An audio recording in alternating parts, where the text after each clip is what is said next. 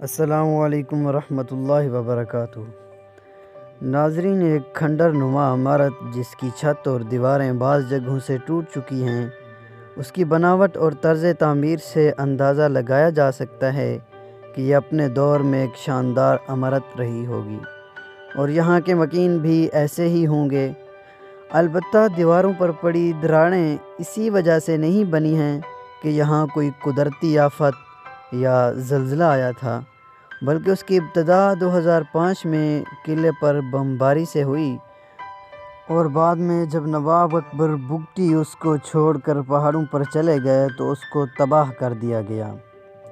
ناظرین، نواب اکبر بگٹی جو بلوچستان کے ایک کہنا مشک بزرگ سیاستدان اور بلوچستان روایات پر سختی سے کاربند رہنے والے بگٹی قبیلے کے نواب تھے۔ انہیں 2006 کو تراتانی کے پہاڑوں میں ایک فوجی آپریشن کے دوران مارا گیا تھا۔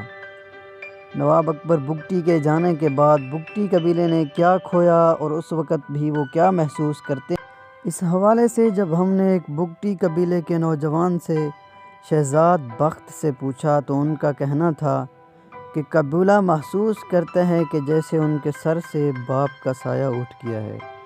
شہزاد بخت نے انڈیپینڈنٹ اردو کو بتایا کہ جب نواب اکبر بگٹی کی آپریشن میں مارے گئے تو بگٹی قبیلے ایک بڑے صدمے کی کیفیت میں تھے جو کئی سالوں تک طاری رہا۔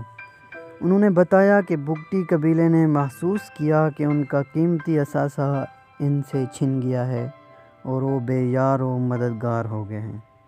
ناظرین، ویڈیو آپ کو کیسی لگی اس کے بارے میں ایک کومنٹ ضرور دیجیے گا اور چینل کو سبسکرائب بھی کر دیجیے گا۔